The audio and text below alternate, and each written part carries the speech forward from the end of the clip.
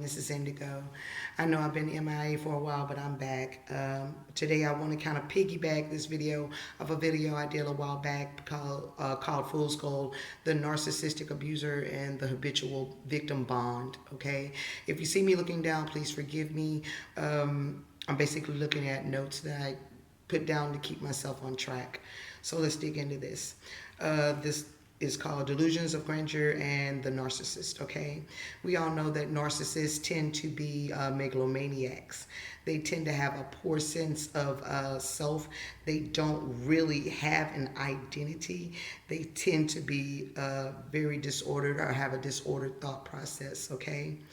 So they tend to assume many forms of behavior to mask or ape the personalities that they deem demand respect or admiration. They really have they have problems just like everybody else, but the problem with that is they don't know or can't figure out how to fix these problems the correct way. They have a very unconventional thought process, almost fantastical in nature. They believe that they are omnipotent, godlike even, like they are famous or more wealthier than they are, more important than anyone else. They basically think I'm better than you just for the simple fact that I am me, okay? Now, most of the time, this stems from their childhood. Take it for instance, the parent will punish them for when they've done nothing wrong, and then flip and reward them when they've not done anything at all right. Okay?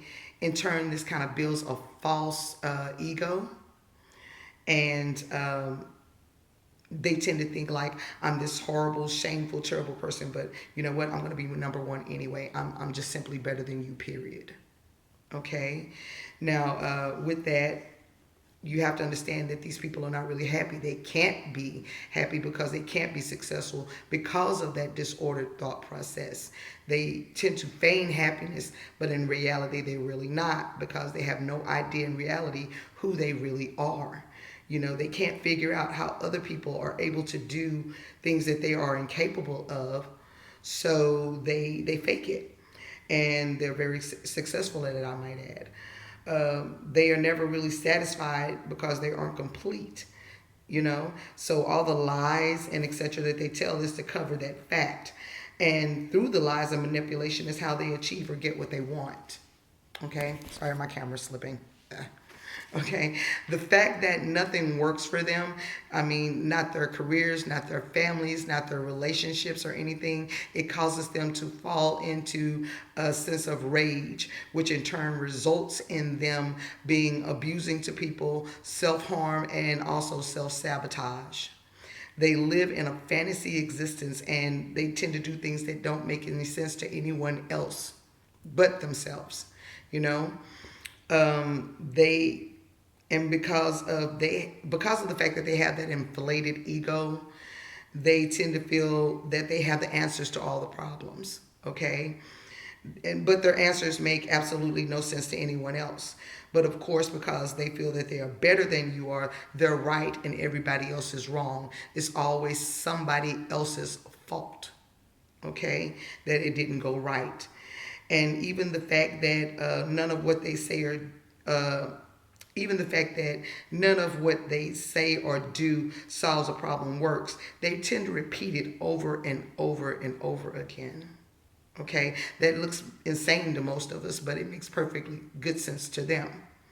They lie to themselves, and in turn, they want you to believe the false ego or bravado that they are projecting. Because if they can get somebody else to believe it, then it absolutely has to be true. Because I believe it and other people believe it, it must be right. Totally wrong. Okay?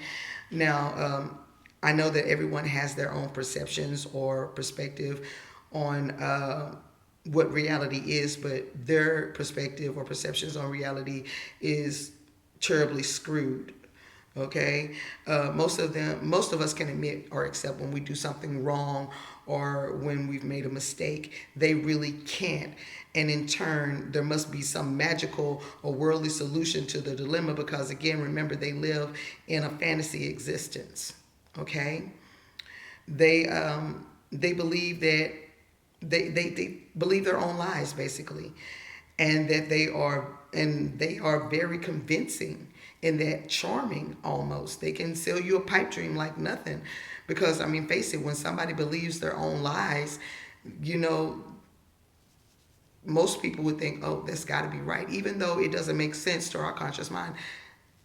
Maybe I'm wrong, because they're convincing as hell, basically. Okay, you have to remember that they don't care actually about what effect that might have on you or others. You know, there's no sympathy or remorse for anything. Their end goal is to look or to be seen as a savior, a God, basically above anyone else. They have actually no clue or introspection on how they are perceived by others. They're totally clueless in that. No matter what anybody says or does to protest their actions, it's not going to make a difference. Okay.